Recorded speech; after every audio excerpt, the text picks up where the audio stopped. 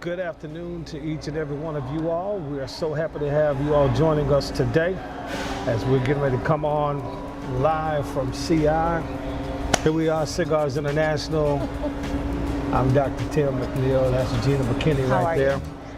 Those of you that are watching this live on YouTube, make sure you subscribe, like, share, and subscribe on the YouTube channel. And I hope that you all can hear us pretty well as we are live and in living color.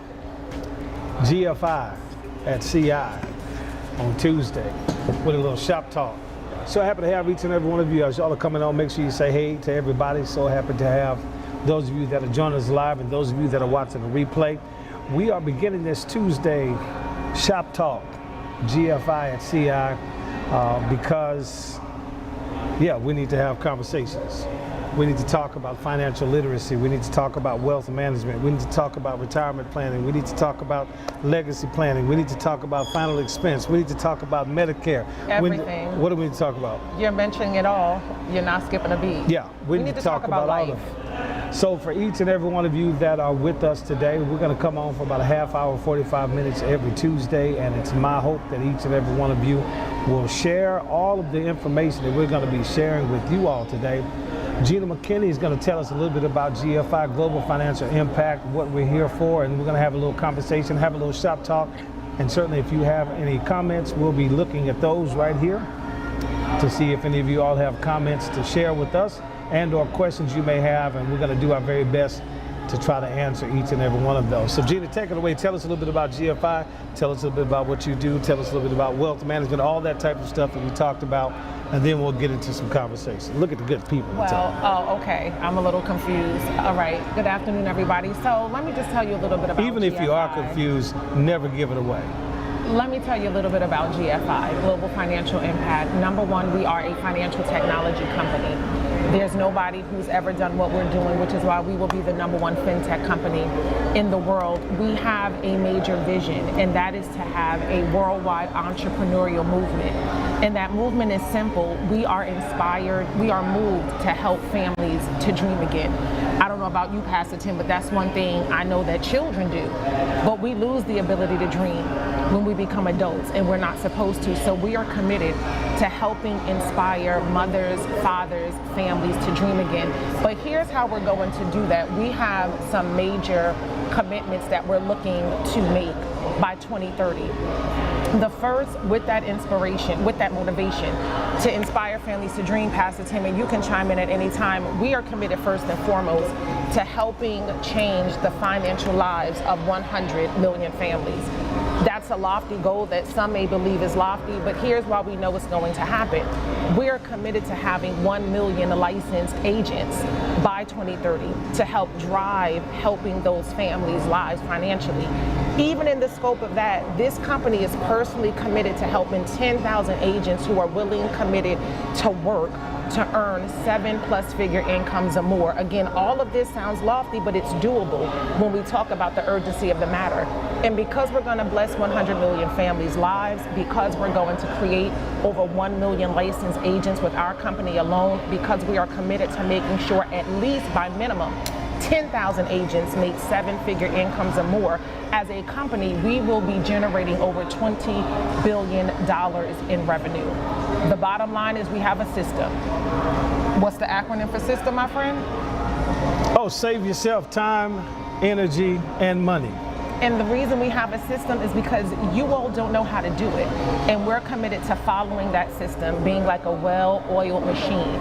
Everything we do is insurmountable. We are here to educate, we are here to encourage, and we are here to inspire. And I'm excited because I had my license since 2013. My licenses were life and health, but I was only in the health market. Why? Because it was where I knew how the health market could educate our people. But now with this system, I'm getting the education, and that education has led me into wealth management, wealth accumulation, asset protection, and helping families to build legacies. So let me ask you this. Mm-hmm. You said you've had your license since 2013, I've had my life license. Since 2013. Mm-hmm. Life insurance, when it comes to insurance, when we talk about insurance, especially in the African American communities, we've always been told that or we've always thought, I should say, that insurance is for when you die. And unfortunately, I fell prey to that because once I did get into the sphere of life insurance, I committed to final expense, which is exactly what you're talking about. And I did very well with final expense, and final expense is important because we do need something separately set aside for when we die, not if. But I came to realize after doing a tremendous amount of business that I was undereducating my community, that there was more to life insurance than final expense. But until I received the proper system, the proper knowledge, and the proper manpower to help equip me so that I could better equip my community, that's where I was, just like a lot of people. So you're saying that now, and it's really important for us to understand, well, they're making a lot of noise over there with those chairs, but that's okay. But now you're saying that it's important for us to understand that insurance is not just for death. No. Insurance is for life. Insurance is for life, but insurance is also how we can protect what we work hard for. Talk about how it's for life with what you're just saying. It's for life because, again, we have to work to live, and we have to be able to live the American dream. It's buy a home, raise children, send them to college, but then there comes a thing called retirement. And until I jumped into this system, for most people, retirement was really not retirement. Because many of us, if we did have retirement, the days of pensions were over. If you still have a pension, God bless you. But most of us are 401k, 403b, 457s, TSPs. And what we fail to realize is, yes, we're building a nest egg, but we're deferring the taxes. So if I have about $300,000 to $400,000 in my 403b, and I'm ready to pull the plug, I'm ready to retire, I'm ready to get Medicare, I'm ready to kick back and relax, guess what I failed to realize? The tax man is coming. And so that nest egg that I've built is no longer going to be full. And so when they take a chunk of it, say they took 20% out of $300,000, that's $60,000 taken from my nest egg. $60,000 is a major jump. And what I'm discovering is we don't have a retirement where we have money that lasts. We have retirements where we find ourselves having to go back to work. And so what we're looking to do, what I'm looking to educate baby boomers right now, even Gen Xers and millennials, is no, let's pause. Let's take a look at what you have, and let's see how we can better grow it, how we can better protect it, and how we can better help you keep more of it. And so that's my mission right now. And so you're saying that you're still doing insurance? I am using the solutions that insurance can afford, but I am not selling, as we typically think, a policy to cover you in death. That's what we've minimized insurance to as a people. So you're not the insurance salesman that walks around with the briefcase and the little pad, and the memo pad. No, like with my grandparents, they would go door to door in the housing projects and do that. No, that's not what I do. I'm a wealth accumulation management and asset protection specialist. So I'm asking that, and I was asking that to be facetious because there are a lot of people who still don't understand this insurance thing. Mm-hmm. You don't sell insurance. I don't. You're not an insurance seller. No. But you're licensed for insurance. I have to be licensed, number one, because in order for me to help find the solutions to protect assets, to grow assets, and to accumulate assets, the insurance companies are the owners and creators of these solutions. So I have to pass a licensed state exam, and then I have to pass a federal background check so that I can be that broker dealer. My job is to educate a client.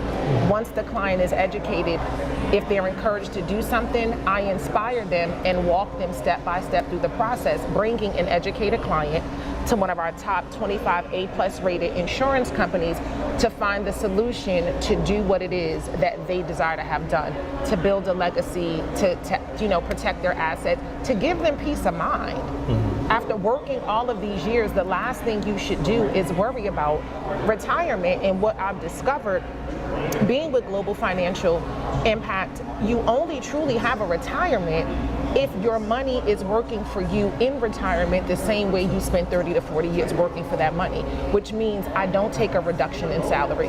I'm used to getting the same income as if I was getting up every day, doing a 9 to 5. That's the same money that I have while I'm retiring. And I've learned that if that's not your story, that's not retirement. That's punishment.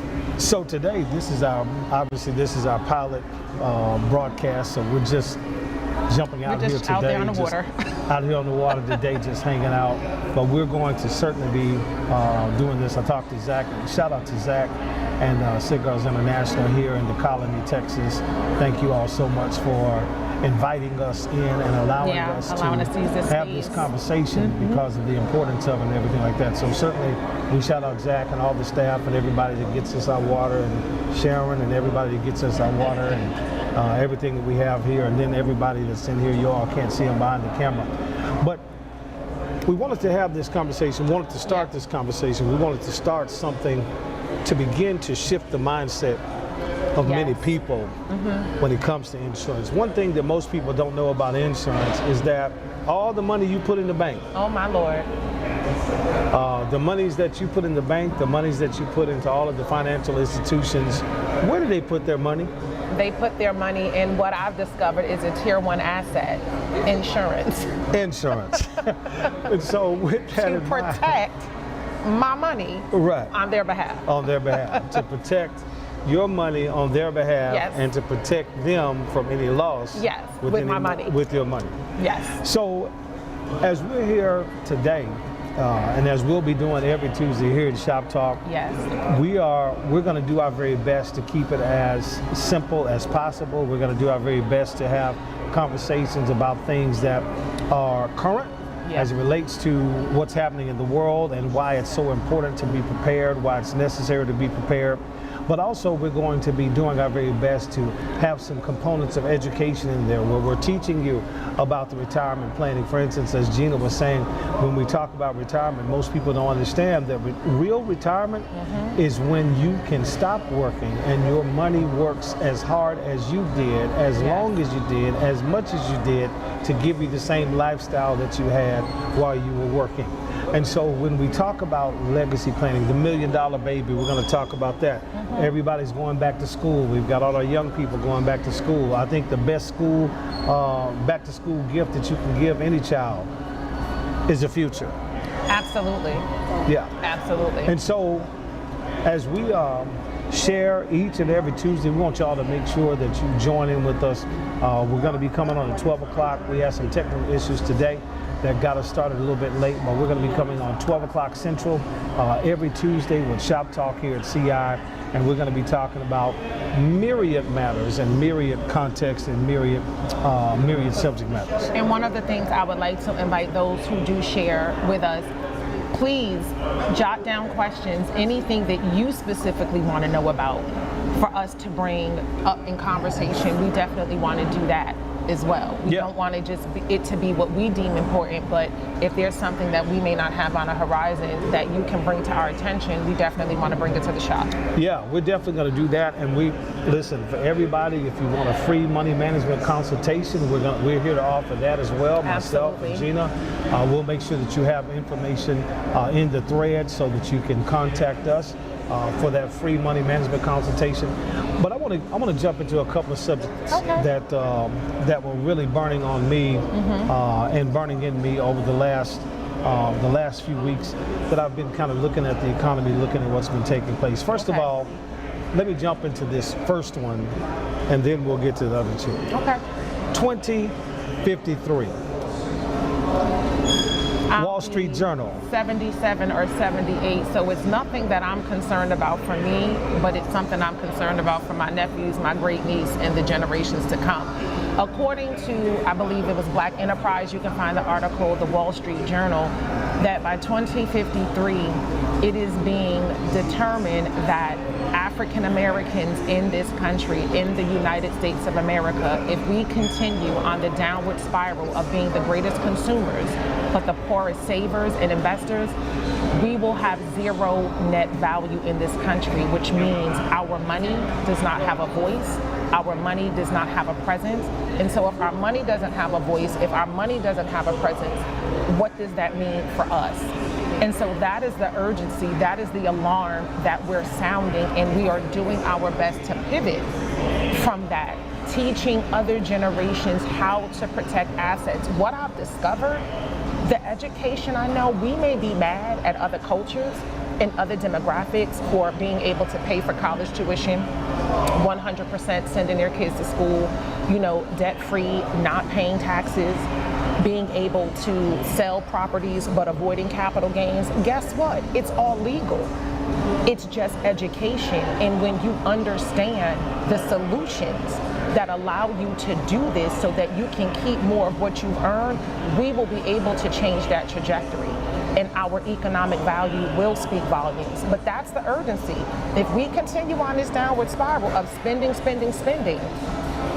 but not saving, and investing and leaving legacies for our children instead of debt, yeah, we're truly going to be 3/5 of a people. Yeah, I'm not as articulate as you were on that, so let me kind of cut across the field. Cut across the field and put it where the ghost can get it. Yeah, take the knife out. Because one of the things that really got my attention when I heard this, when I understood the implications of 2053 and or what the forecast was, one of the things that really got my attention was the fact that if in fact you're talking about African Americans by 2053 having a net zero economic impact in America, if you were already deemed as worthless during the times of slavery, absolutely, how much more dangerous does this become for us when you become wealthless? And when we're talking about becoming wealthless, we're talking about the fact that people are living longer, but too many are not preparing their money to live as long as they do. No, not at all. That's a real story when you walk into every Walmart and you see those little old men and those little old ladies who are there and they're greeting you. They don't just want to get out the house. Yeah, trust me, they're not really wanting to have to go and take on a second job or take on another job just so that they can make ends meet. And so when we talk about 2053, I think it's important that when you see us out here crusading and when we're marching these streets and we're doing our best to try to share with everybody, anybody and everybody and la-di-da-di. We literally are simply trying to get to the place, and we're moving to the place to where we want people to become educated. We want people to become empowered. We want people to become knowledgeable about the recognition and the responsibility of our stewardship as individuals. Absolutely. To prepare ourselves for a time that's coming, because the one thing I do know, even when we talk about insurance and final expense, retirement may not be something that interests you, but Hebrews 9:27 says that all of us, we're all going to leave here. We're going to die. And because we are part of the faith division, we're going to die. That's it. My dad used to say it like this: nobody's getting out alive. No.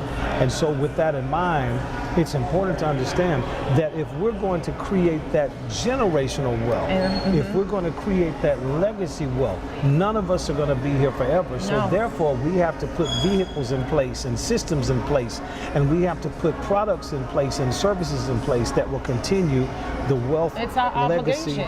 We have a responsibility to set the stage for generations to come after us. And it's not always about wealth and money, but it's just about, again, the know-how, the knowledge, not leaving people out here lost, repeating the same ignorant cycles that we did. Right. It's trying to teach them how to be better and how to be more responsible. What often boggles my mind is, as a people, we have way more than our ancestors ever had, but we're doing more poorly with it. Wow. And what else kills me is how some of us keep talking about we want reparations for what? Correct. What did we do to deserve a reparation? I wasn't in slavery. I wasn't stripped from my family. I wasn't sharecropping. I wasn't snatched away from my mother and my husband. So why do we deserve the financial reward for what we did not suffer through? And let me park there for a moment.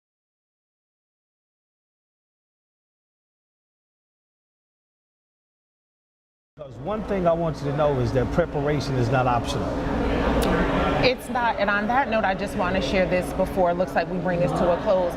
Just before we got on, I was on a Zoom meeting with a former coworker who just retired from the school system, and we are rolling over her 403B into a product and solution that's going to grow it.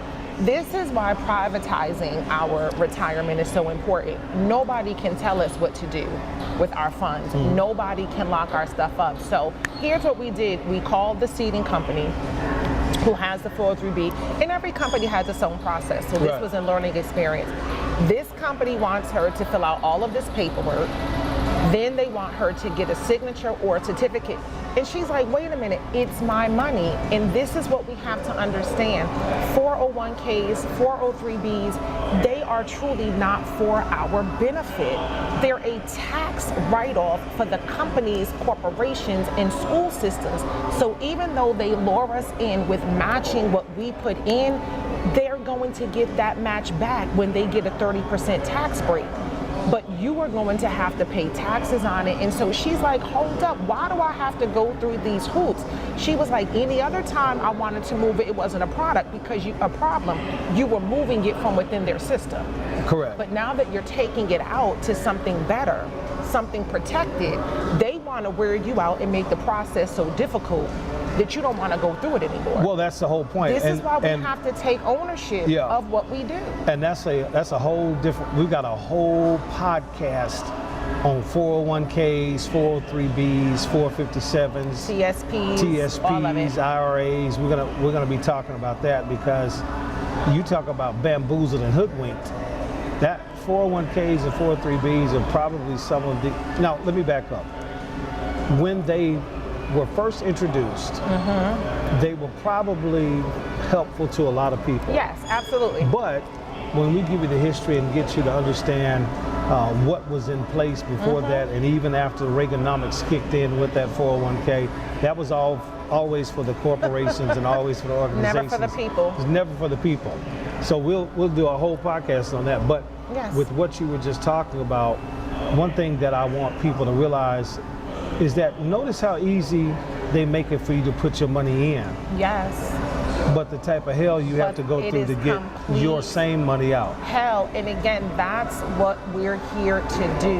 Educate you so you can remain free and in control through wisdom, through knowledge of what's best for you and yours, and then we pass it down.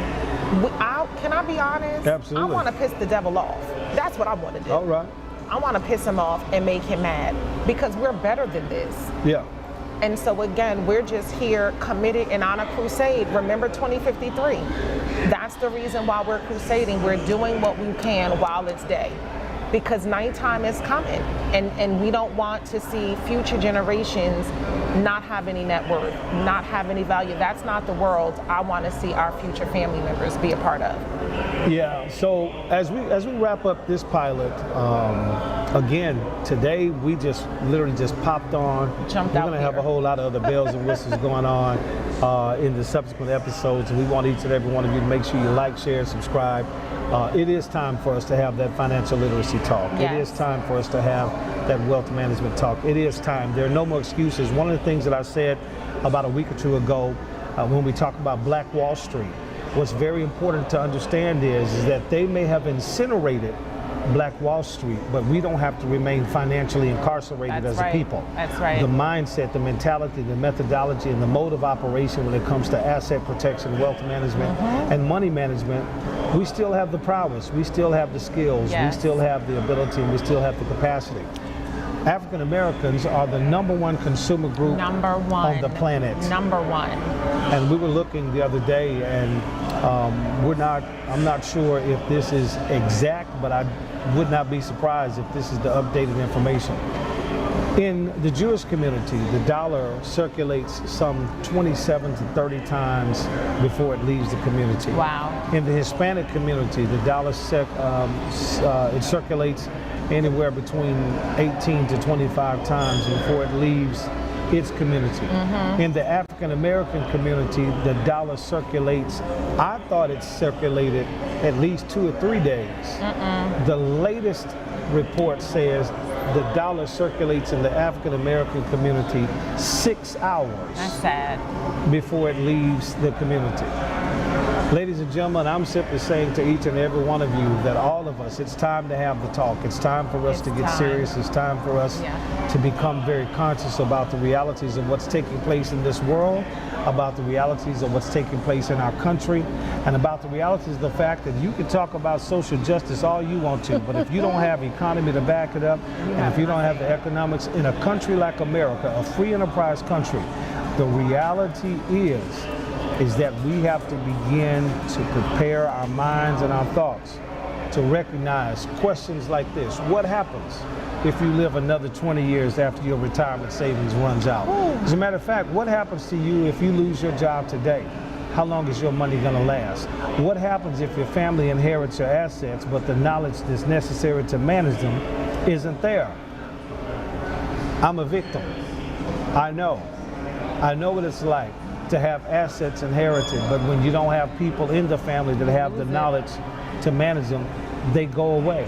What happens when the person making the money is no longer here? What happens when inflation keeps moving, but your financial strategy does not meet that inflation? We have to ask all of these questions. And so as we get ready to close out, Gina, I'm going to give you the last words. As we get ready to close out, I want to invite each and every one of you all. You're going to hear more and more about the podcast. We just came on today for this pilot, just to let you know what we'll be doing as we hang out at CI, GFI at CI every Tuesday at 12 noon with a little shop talk. We want to make sure that you join us, like, share, and subscribe as well. Gina, give us some closing words and we'll say see you after she finishes. Listen, this has been a wonderful experience just to be out in the community, just to take a different slant to get the information out. And that's what it is. It's pure and simple. So again, please like, share. We'd love to meet you. We'd love to talk to your families. Also, I'm sure he'll get it up there on the YouTube channel, but he's having a grand opening for his business on September 8th. I'm following suit with the grand opening for mine September 9th. These are 2 virtual grand openings, but we also plan to have a wealth experience here in the DFW area on September 18th. Absolutely. More information will come. We are looking to get the knowledge out. Will you be a part of this crusade? Do you love yourself enough? Do you love your family enough? Does legacy mean something to you? And please don't think that you don't have enough to secure.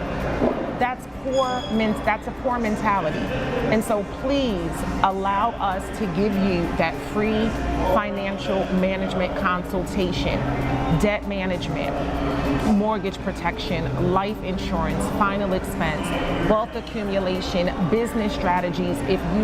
Whatever it is that you think you need help with, just come have a conversation with us. It's free. An hour of your time may make the entire difference for you and your family. So thank you for spending time with us. Please like, share, and subscribe. And we will see you same place, same time next week here at Cigars International. Take care and be blessed. Hey, listen, as we sign off today, I want to remind everybody, you don't solve money problems with money. You solve money problems with management. And I want to remind each and every one of you that we don't have a money problem. We've just got a knowledge problem. The question is, are you willing to gain it? Have a great day, everybody. Signing off. Take care. GFI at CI. Tuesdays, Shop Talk, 12 noon. Like, share, and subscribe. We'll see you.